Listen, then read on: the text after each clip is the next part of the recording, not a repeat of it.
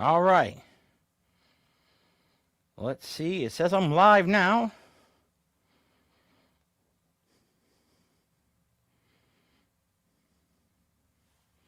Let's see. Ladies and gentlemen, if you're with me, I apologize for these technical errors. All right, good. Well, we're on. Good evening, Mercyhurst, class of 2024. Welcome again to Hypnotic Intoxication. New student, welcome. Welcome, Lakers. Ladies and gentlemen, my name is Keith Karkut. I am a hypnotist. It's a pleasure to be here with you tonight. And I'm so honored to be here because you do not understand the history of me and my life. Give you a little bit about myself. I have been doing hypnosis for well now over 30 years. My career actually started when I was a freshman in college, right at Erie University. I have had the honor of performing at Mercyhurst College for well now over 20 years. My program, Hypnotic Intoxication, is entering its 20th year as being performed at Mercyhurst. And I am honored because it was one of the very first schools I ever started doing my hypnosis show at. And now, 20 years later, it is also the start of something different and something new, exciting for me also, that this is my very first stream. So you'll have to bear with me a little bit because, ladies and gentlemen, this is a new technology to me, and I'm sure it's new technology to most of you also. So we're going to get through this program with some excitement and fun, and I'm glad you're with me. I would like to remind you that a lot's going on in our world and there are a lot of things happening, and it's great that we're able to do this, that you're in an outdoor field in Erie and I'm in my house in East Stroudsburg, but we're going to make this a great program. Hypnotic Intoxication, when I do come to campus, I should say, when I come to campus in the future to do the regular part of Hypnotic Intoxication, it's normally a two-part program. The first part of the program, I would talk about alcohol.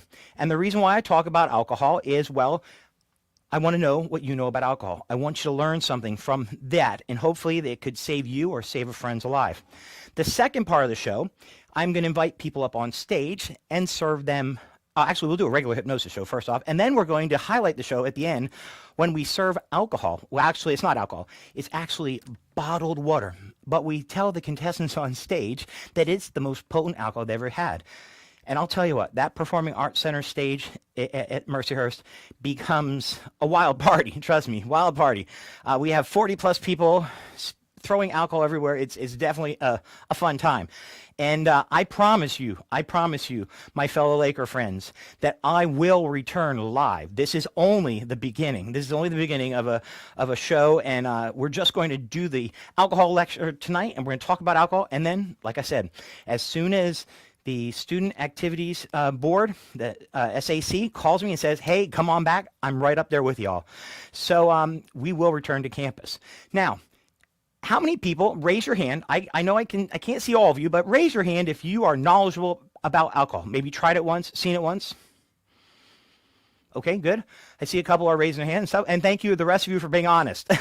The reason why I asked this question, I like to know what you all know about alcohol. Because what's going to happen, we're going to talk a little bit about alcohol. And the reason why we talk about alcohol, I want to know what you know about alcohol. And in the show, I normally do a quiz on stage, and I bring some people up on stage and talk to them. But since I can't bring people up on stage and talk to you one-on-one in that quiz, I have come up with a way to do something even different tonight. So what we're going to do is we are going to do a little bit of a survey. And I'm going to be gathering data from you, my friends, at Mercyhurst. And if you will get this survey up on the screen for you, what I want you to do is get your cell phones handy, because we're going to need your cell phones for this next portion of the show. So if you would get your cell phones out, we're going to work on this portion of the survey. And get ready. And let's see here. What we're going to do, I'm just going to make sure we get to that PowerPoint here. Here we go. What I'd like you to do is get those cell phones ready.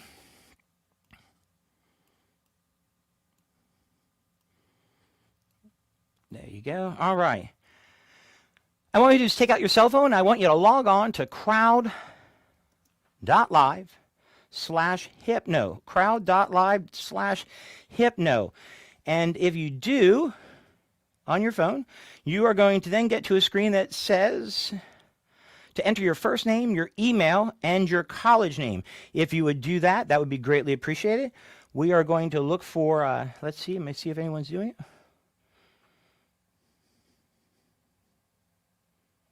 Okay. Not sure if their data is being received up there in Erie, but we're going to go along with it. And if you aren't getting this survey on your phone, that's quite all right. We'll just do the survey, and we're going to read the answers right now for you. Okay, so let's get to our survey. If you are ready to start our survey, I'm going to ask you to just answer yes. And if you can, Sarah, if you can hear me and if you see, oh, there we go. We're starting to see, I think we're starting to see some people in there. Good, great. Okay, now we're getting some people on. There we go. I have to remember there's a little bit of delay. I forgot about that delay. So on your screen, you should be seeing a screen that says, welcome to Hypnotic Intoxication. And if you are seeing that, that's great. We're going to get started. All right. So here's your first question. Alcohol is a mind-altering stimulant. True or false? Alcohol, a mind-altering stimulant. Hopefully you answered. Now, if you did answer, let me explain something about the way this works. You're seeing on your cell phone the answers. You're seeing the questions on your answers. They might not be in sync with me talking over the screen. That's quite all right. You answering on your cell phone is real-time data. So when you answer on your phone, it is real-time data. So just answer on your phone as you read the question. Don't wait for me to read the question. But if you answered true, you're not right. The correct answer is false. Alcohol is actually a mind-altering depressant. Here's the deal, folks. People think they get stimulated by alcohol. But what happens is alcohol depresses your body, slows down your breathing, slows down your pulse rate, to eventually you slow down and pass out. Now, when I come to campus in a few months, I'm going to actually get someone, hopefully, to pass out on stage, and it's going to be pretty awesome. It's always a highlight of the evening. Sad to say. There's good. Next question. Drinking coffee or taking a cold shower will sober you up. Drinking coffee or taking a cold shower will sober you up.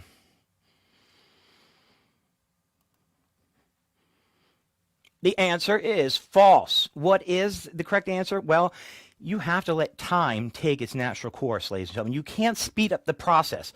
A lot of people think, well, if I get intoxicated, I'll exercise and sweat it out. Or I'll drink lots of water and dilute it. Or I'll go to the bathroom and urinate it out. It doesn't work that way, folks. It doesn't work that way. When you drink the alcohol, it gets into your body. And once it gets into your body, it is too late. You have to let it take its natural course, okay? You can't soak it up with lots of food. I was at a school, guy goes, when I get intoxicated, Keith, I eat lots of bread and I soak it up. Although that sounds like a great idea, it does not work, okay? It does not work. All right, let's go on to question number 3. Binge drinking is what? Binge drinking, having a drink more than once a week, when you drink alcohol every single day, when you drink 4 or 5 drinks in 2 hours, or when you drink by yourself. Binge drinking. What is binge drinking?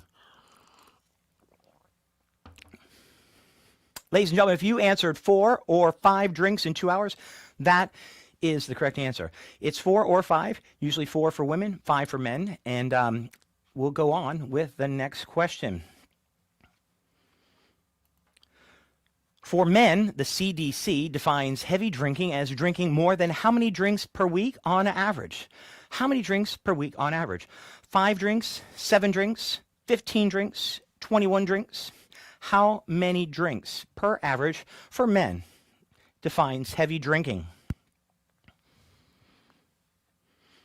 The correct answer is 15 drinks. 15 drinks. The correct answer, 15 drinks. Next question.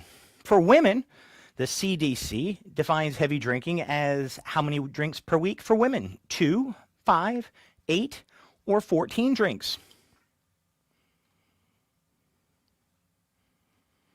Ladies, if you answered 8 drinks, you are correct.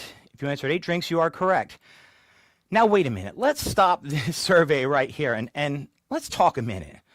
Ladies, what is wrong with this picture? Why can men drink 15 drinks and you can only drink 8 drinks? What is wrong with this picture? Where are equal rights? ladies and gentlemen, unfortunately, equal rights don't exist when it comes to drinking alcohol, unfortunately.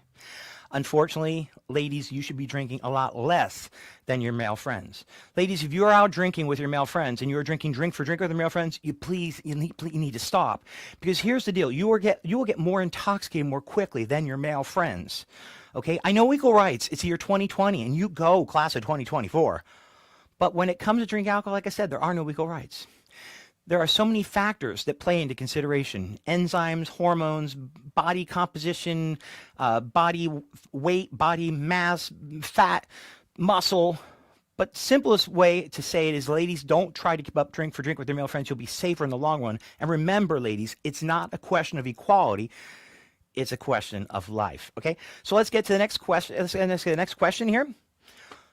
Let's see, what number of first-year college students will drop out of school next year for alcohol and drug-related reasons?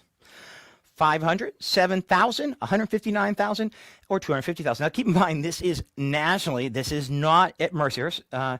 Not that many people will drop out. But believe it or not, if the answer you answered was C, 159,000, you are absolutely correct. It's 159,000. 159,000.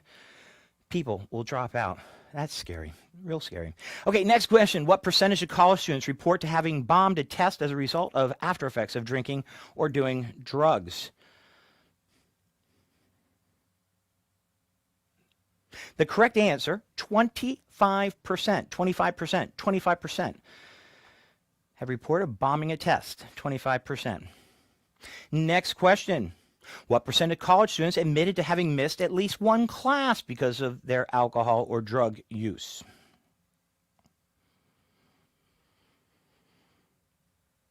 The correct answer, ladies and gentlemen, is 33%. 33%. 33%.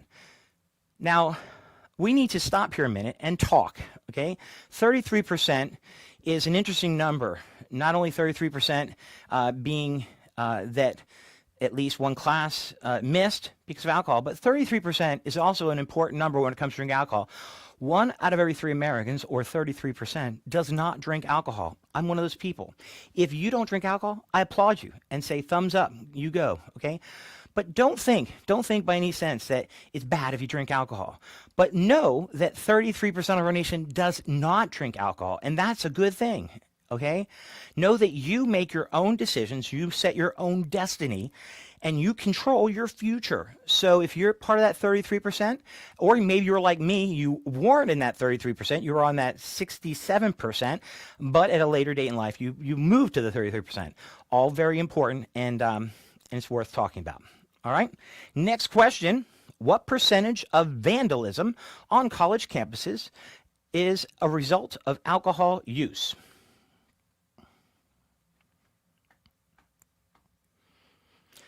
Believe it or not, 90%. 90% of all vandalism on college campuses, believe it or not, is a result of alcohol use. Scary thought, but that is true. 90%. 90%. Next question. Alcohol plays a role in what percentage of arrests? What percentage of arrests do alcohol play a role in? Believe it or not, 50%. 50% of all arrests are based and due to alcohol. Next question. You usually need 2 to 3 hours to metabolize the alcohol of 1 to 2 drinks. Oh, that's true or false. Let's see, true or false is the answer. All right, now that you had a chance to answer this, let's talk a little about this one here. The answer, ladies and gentlemen, is true. You do need 2 to 3 hours to metabolize 1 to 2 drinks. And that may seem like a lot of time, but here's a very important thing, A lot of people are confused about when they drink alcohol. They think when they drink alcohol, it gets digested into their body, but it doesn't, folks. Alcohol gets absorbed into your body. And they say, Keith, what's the difference? It still gets into my body, you know? Here's the deal, folks. When you drink alcohol, you drink the alcohol, it gets into your mouth, okay? You do digest the liquid, but the alcohol itself within the liquid gets absorbed into your body, to the mucosal lines of your mouth, gets into your bloodstream, and gets transported to your body via your blood. Now, in a normal, healthy person like you, how long does it take the blood to go through your body? Anyone want to guess? You can just yell it out. I'll hear you. Believe it or not, the answer is 90 seconds. 90 seconds, people, is all it takes, the blood to go through your body. That is a pretty quick process. If you think about it, in less than 90 seconds after you drink the alcohol, it gets transported to your body, hitting all the vital organs in less than 90 seconds. Now think about it. Earlier in the evening, earlier in the presentation, we talked about the element of time is what breaks down the alcohol. It really isn't. Time breaks down the alcohol, but the chief organ that's responsible for breaking down the alcohol is your liver. But your liver can only metabolize approximately 1/2 an ounce of alcohol per hour. Ladies and gentlemen, that is not a lot of alcohol. Now keep in mind, this drink right here may have 12, 14 ounces of liquid in it, but this drink has a greater percentage of alcohol that's not that amount, okay? So when I say 1/2 an ounce of alcohol, that really is a lot when you think about it, okay? So what happens is your body can't break down the alcohol, okay? Your body can't break down the alcohol. You build alcohol in your blood, okay? And then that's when you become intoxicated, okay? That's when the blood there's blood alcohol. The alcohol's in your blood, the blood alcohol content. And we're going to talk about the blood alcohol content in just a few minutes, okay? But that's when the alcohol gets into your brain, and it messes with your brain. And it really messes with your brain, and we're going to talk about it in a few minutes, okay? So, again, you need time to break down the alcohol, okay? Let's go on to the next question. And the next question is simply this is a good question. This is a really good question. If a person went to bed at 2 a.m. with a blood alcohol content of 0.20, how long will it take for his or her blood alcohol content to drop back to 0.00? 2 hours, 6 hours, 10 hours, or 14 hours? Ladies and gentlemen, if you answered the number 14 hours, if you answered 14 hours, you're correct. 14 hours is the correct answer. 14 hours. If you think about it, that's a lot of time. And you think if you leave the party at, you leave the party at 3 a.m. and you have a class at 8 a.m., you're not really fully free of all the alcohol until 5 p.m. Okay, scary thought, but well. Next question. It's okay to put a drunk, pass out friend to bed and go back to the party. True or false? True or false? Ladies and gentlemen, if you answered, it's true. If you answer false, it's not right. It's actually true. It's true. I was thinking to myself, and let me bring it's a trick question. If your friend, first off, if your friend isn't home, you help your intoxicated friend home. Okay, you help them home, get them home safely. Okay, you find a relatively flat area. You find the floor, a bed, a couch. You lay them on their side, prop lots of blankets, pillows behind their back, put a trash can by the edge of their bed in case they vomit. Excuse me. That is completely false, Mercy. Completely false, okay? That is not true in any sense. So please, if you thought, no, that is false. The answer is false. If your friend is laying there passed out comatose and you can't wake them up, like shake them a little bit, try and wake them up, yell at them, they're not waking up, squeeze their arm, cause pain, they're not waking up from that point, what is your friend really trying to tell you? Help! And I'm not talking, well, what do you think we should do with him? We'll let him sleep it off, or, she's going to miss her 8 o'clock class. It's okay. I'm talking more like 911 type help. Ladies and gentlemen, if you remember one thing from this short presentation, if all you remember from this talk about alcohol is just one thing, I just remember this. If your friend drank him or herself in severe intoxication and they're laying there passed out comatose and you can't wake them up, you need to be a responsible friend and get them help. I know what you're thinking. I don't want to call for help, because if I call for help, they'll know she was drinking, or better yet, they'll know I was drinking and I cannot get in trouble. But if you're ever in that situation, think about it this way. Is it better to have a friend that may be alive and talk about it, or not in trouble and dead? You know what I'm saying? Alive and maybe in trouble, but not in trouble and dead, okay? Because it could happen. It could happen right at Mercyhurst. Happened in Bloomsburg University a couple of years ago. It was actually the first week back to school. freshman like one of you, 18-year-old like one of you, got himself severely intoxicated the very first week back to school. He drank so much alcohol that he passed out. They thought they were being responsible by letting him, helping him upstairs to let him sleep it off a while. They moved him up to the stairs. They went and checked on him in less than 2 hours, less than 2.5, almost 3 hours. They found him dead. Here's a guy they could have gotten help for. If only they would have gotten him help, he would be alive. Ladies and gentlemen, if you're in that situation, you want to stop and think about it. There are some things you want to look for. There are some things you want to look for, and these are very important things you want to look for. Is their skin getting bluish? If you're ever in a situation, you want to look for these signs of a very seriously intoxicated friend that needs your help. Is their skin getting bluish in color? Is their skin getting darker in tint? Okay, very serious sign your friend needs help. Okay. If their skin is getting cool and clammy and like sweaty, you'll know it. You'll know it's not normal. And that's a very serious sign your friend is in trouble and needs help.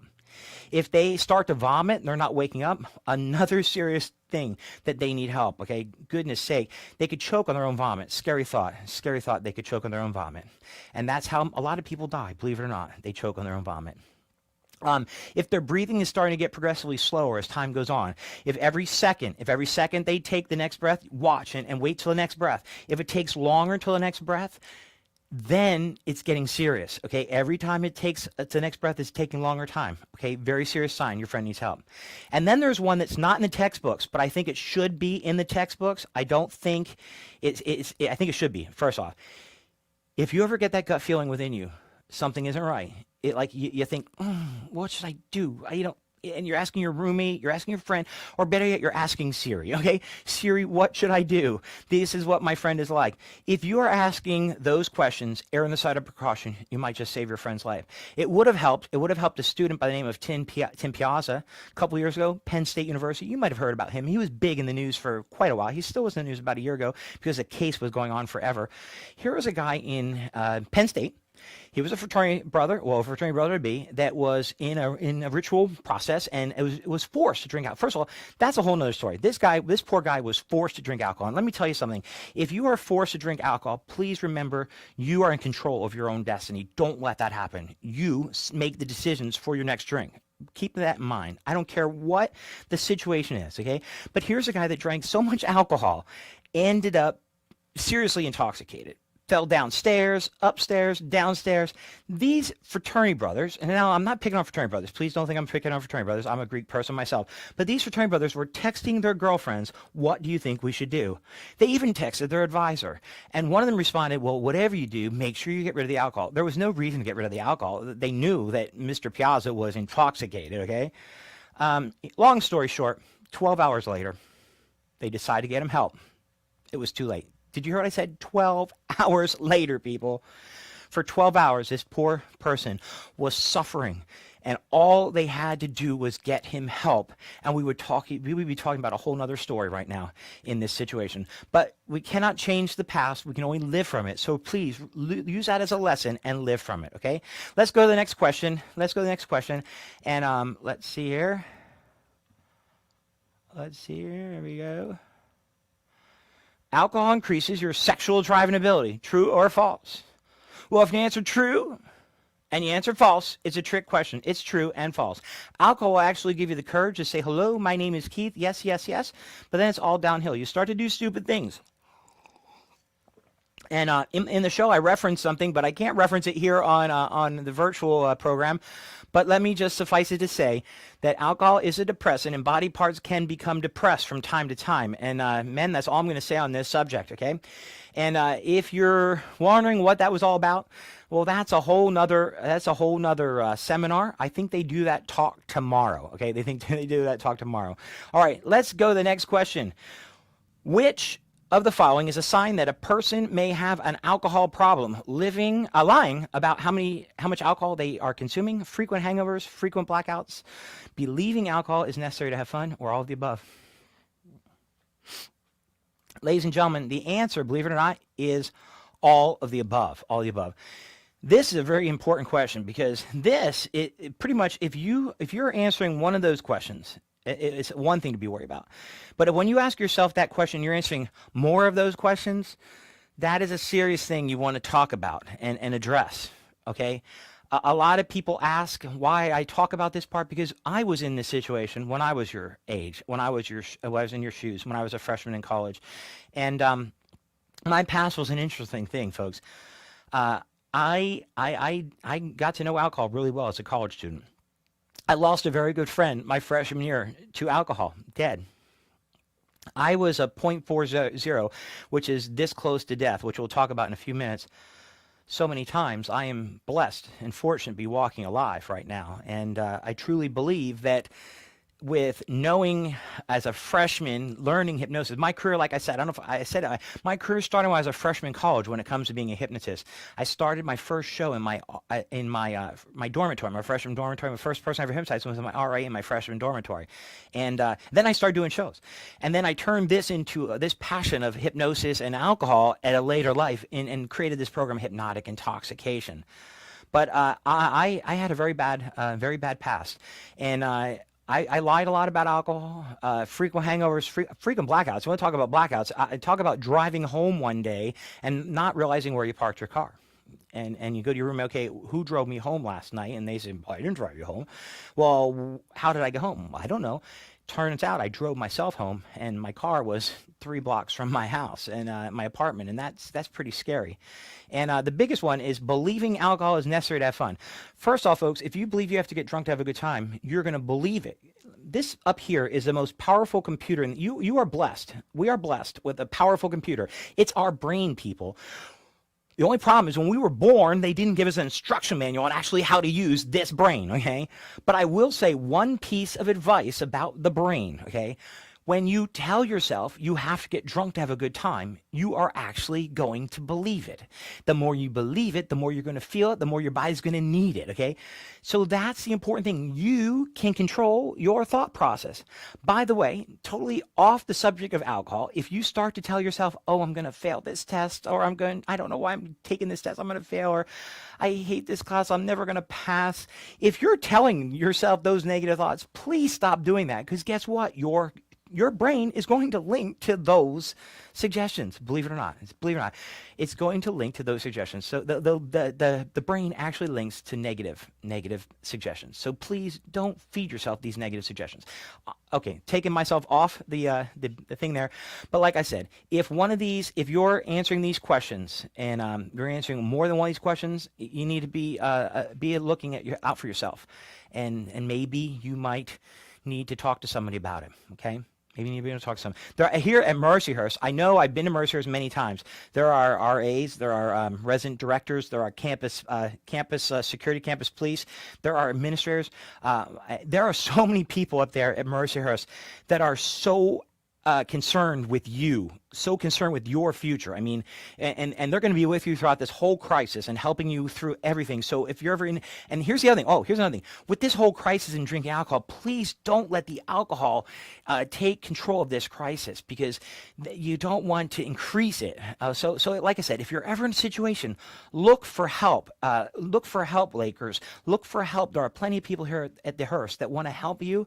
And goodness sakes, if they're not, you reach out to me, Keith Karkut, Hypnotic Intoxication. I love to help you and talk to you. Okay, let's go on to the next question, okay? And marijuana is increasing. And what percentage of nighttime drivers have marijuana in their system? What percentage of nighttime drivers have marijuana in their system? I just lost my earbuds, which you can't see, so that's okay. Now, guess what? If you answered 13%, you're absolutely correct. You're absolutely correct. Answer 13%, you're absolutely correct. Next question. Every day, how many people in the United States die in a motor vehicle crash which involves an alcohol-impaired driver? Believe it or not, 29 people. 29 people a day die to an alcohol-related death due to a motor vehicle accident. Now, that might seem not like a lot, but from the time we started this program, one person has died. That might not seem like a lot, but by the time we started this program, one person has died. By the time we finish, almost 2 people will have died. Scary thought. And believe it or not, it affects more people than you think. So please, folks, remember that and take heed to that suggestion and that question.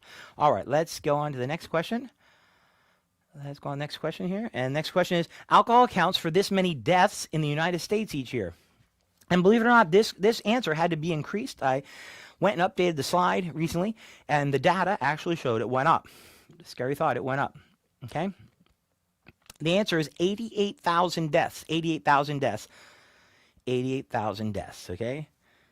Next question. What is the average time your eyes are off the road while texting? What is the average time your eyes are off the road texting? 1, 3, 5, or 10 seconds?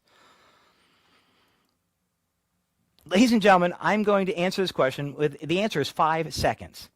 And you might say, Keith, that's an awful lot of time. And it is. Think about it. When you look down at your phone, you're averaging about 5 seconds looking down away from the road. Now, let me put this into perspective for you. If you are driving 55 miles an hour, your car will travel almost the distance of a football field. I think some of you might be on a football field watching this program right now.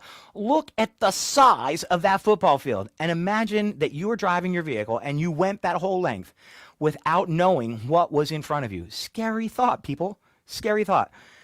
That is something to really keep. And here's another statistic. Believe it or not, more people are dying because of distracted driving. We've helped flatten the curve of deaths with alcohol. But now people are, I should, instead of having hypnotic intoxication, I should be working on my next program called Hypnotic Intoxication, which, believe it or not, I am. So don't tell anyone. Maybe Mercyhurst will be one of my first schools to have it. All right, let's go on to the next question. Okay? A study, and this is the last question, a study by Carnegie Mellon University determined that talking on the cell phone reduces this % of brain activity while driving. What percentage of brain activity is used up, is taken care of? The correct answer, believe it or not, 37%. 37% of 37% of your brain activity is wasted. That is pretty scary when you think about it. Because wow, it's really scary when you think about it. So here's the deal, folks. Okay. We've talked about alcohol. We've talked about some distracted driving issues. And there's one thing I want to talk about before we finish out our program. By the way, I'm going to finish out our program tonight with a very powerful video, and I'm really excited to bring this video to you, and I'll talk more about it in a few minutes, because this video, I've searched the internet. I can't take credit for this video, but you'll be interested in watching this video. But before we get to that really powerful video, I would like to just go over a couple more things about blood alcohol content. We talked about blood alcohol content earlier, and I want to go over these last few things about blood alcohol content that we talked about, okay? And the blood alcohol content, let's see here. Let me get this ready going here. Blood alcohol content affects your body, believe it or not. Yes, it does. Okay. So here are the effects of blood alcohol content. That's the blood that's in your, the alcohol that's in your blood, okay, that's transported to your body, if you remember, we're talking about that. At a 0.02 blood alcohol level. And these are signs and things you want to look for when your friends are getting intoxicated, because you're going to witness this in real life. And when I come to campus in a few short weeks, maybe a month or so, you're going to witness it when people get drunk on stage, believe it or not, too. 0.02, slight mood changes. I'll walk up to some, ask their name, they'll start laughing hysterically. People have known to die, cry hysterically, and they don't die, but they cry hysterically at that point too. Scary thought. And then a 0.06 blood alcohol level is when you have lowered inhibitions and impaired judgment and decreased rational decision-making abilities. This is, if you're at the party at this point, this is when you should kind of leave the party and go home, because you've reached the serious time. Now, keep in mind, remember that was 0.20, not 0.2. So we're going to go on, okay? But this is when you should leave the party and go home, because you are getting way intoxicated and you start to do stupid things at this point, okay? And by the way, that is when a lot of people, let's go back to that. This one is when a lot of people will get a little more looser. And this is what scares me about this whole pandemic thing and social distancing. And I want to urge you, I think Mercyhurst has, I'm pretty sure, and please check this with your school, what your policy is for having gatherings, okay? As you can see, you're gathered in a great number of people in different areas tonight. please, folks, the curve can't be increased, okay? Because what's going to happen, like I said, the lowered inhibition, impaired judgment, decreased rational decision making. When you get to that point, okay, you're going to start to get a little looser, and then get a little closer, and then the more people get intoxicated, they get closer, and that is what is when a lot of the things spread. In the South recently, that is what spread it. Having bars open and people getting intoxicated, and people getting more friendlier, and I love you, my friend, and hugging, and yes. So please be cautious of that. Be cautious of that, and exercise good caution when it comes to doing that. Okay, my friends, be cautious of that. Okay. Next question. Next is 0.08. You're legally drunk in our nation. Your reaction time control deteriorates. This, my friends, is very serious. This because this is when a lot of people attempt to get in their cars and drive home. People think they're hitting the brake pedal. They might be hitting the gas pedal. Scary thought, but it could happen. It could happen. And wow, it really could happen. Now, lowered inhibition at 0.15, lowered inhibition, impaired judgment, decreased rational decision-making abilities. This is where it's getting scarier. It's getting scarier, and people are starting to lose things, okay? And it's really going on, okay? Then we got to 0.20, decreased pain, sensation, erratic emotions. Ladies and gentlemen, this is when, this one is really messed up. This is when people punch a hole through a wall, and because like they get these sudden outbursts of, because you've seen people like that. I know you have. And when we're on stage at Mercyhurst, there's always one person that gets like that, trust me. But this is when someone will like punch a hole through a wall, and they won't realize that their hand is broken, but it's bleeding and distorted, and they go, let's go drink some more. Scary thought. But it does happen, folks, and it will happen. But please don't let it happen, because you can get hurt, and it's not really a good thing. So please remember that. Remember that your body reacts differently to these situations. Okay, and let's see now. Let's see now. We got to go on to the next one here. 0.30. Oh, no, we'll go for it. 0.30, diminished reflex is semi-conscious. Ladies and gentlemen, this is where it's starting to get very scary for you, okay? Diminished reflex is semi-conscious. This is like in and out of consciousness, and you're not really doing much. And this is where it's starting to get very scary for you, because you are very close. You are very close to death at this point. Very close to death at this point. Very close to seriousness, okay? 0.30. Now, remember that question earlier about a 0.20. You are like really, you are close to good and bad. And that's why it takes so long for the blood and the alcohol in your blood to get out of your body, okay? Then a 0.40 blood alcohol level, loss of consciousness, very limited reflexes, anesthetic effects. That's that passed out comatose state so many people strive for these days. Ladies and gentlemen, so many people strive for this these days. They go out and they binge drink, they drink real quick to actually get drunk. Like they want to go out and get drunk, and the end result, they want to pass out. Why? I don't know, because when you're passed out, you're this close to death, okay? Limited reflexes, anesthetic effects, pass out. When your friend is at this point, get your friend help, okay? That's where it's really getting scary at this point, okay? Really getting scary at this point, okay? And now, last one is the 0.50 is the big D word. It's dead, people. Dead, okay? The point of no return, death, okay? Keep in mind, death can occur at any time, as low as 0.35 and up. In fact, there's other situations that it could happen even below that. You don't even have to be intoxicated to die from alcohol. You could be T-boned by a drunk driver and die that way. The other thing I want to remind you, this is very important, reach a point of passing out. Reach a point alcohol of 0.40, blood alcohol of 0.40. If you reach this point, you have a 50-50 chance. Let me see, we lost that one here on. Let's see here. If you reach this point, you have a 50-50 chance of whether you live or you die the next morning. That is a really serious statement, folks. And I want to repeat it. Drink to the point you're passed out comatose. A blood alcohol level of 0.50. Toss a coin. Heads, you wake up next morning. Tails, you don't. Or better yet, heads, your parents get a call from your roommate. Tails, they get a call from the coroner. Scary thought. But it could happen here at Mercyhurst. Happens all over the country. And like I said, folks, I'm not telling you I don't want it to happen. All I'm asking you to do, folks, all I'm asking you to do is drink responsibly, because I don't want you to get to the point where we're going to be talking about that, okay? So now here's the deal, folks. Here's the deal. We have come to almost the end of my program tonight. And first off, I want to thank you for being such a great audience. And I want to thank my friends at Mercyhurst, Miss Sarah Allen and Sam, and my friends at the SAC. Hey, first off, if you're there, I want you to give them all a big thunderous round of applause. I can't hear it, but let them hear this big thunderous round of applause. Let all over Erie hear about the thunderous applause. Because I'll tell you what, folks, when they planned this event for you, I don't think they ever planned, they never thought they would be planning. I never thought I would be talking to you 200, 300 miles away from each other when I'm in my house and you're on a field in Erie. I never thought I would be doing this, but I am so fortunate we are doing this, okay? But thank you for taking the time, new student welcome people and Lakers in class of 2024 for doing this, okay? Because it's like a really awesome thing that you're here.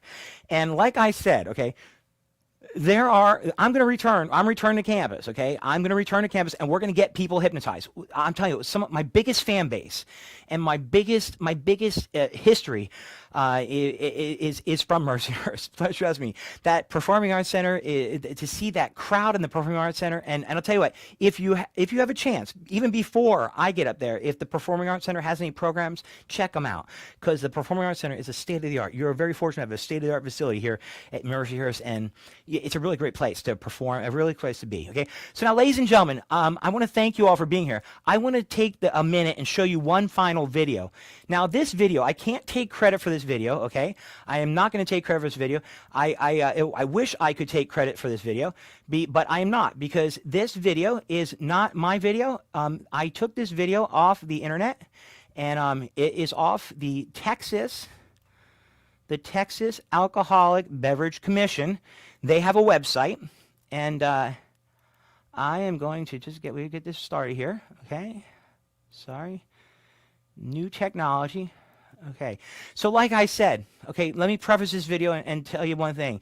This video is a very powerful video, okay? It is shot in perspective of a cell phone, so that's why it's looking like it is right now. It's called My Story Fall Semester. This is a typical freshman, and in less than 5 minutes, it will see what a typical freshman could go through. And when you look at this video, think about what we talked about in the earlier part of the show. And how what we talked about, passing out and helping your friend up and checking on your friend and getting designated drivers and checking your alcohol level, all those things we talked about. This video will pull it all together. That's why I love this video. So like I said, here we go. Watch this video, and we'll talk about it in just a few seconds. Here we go.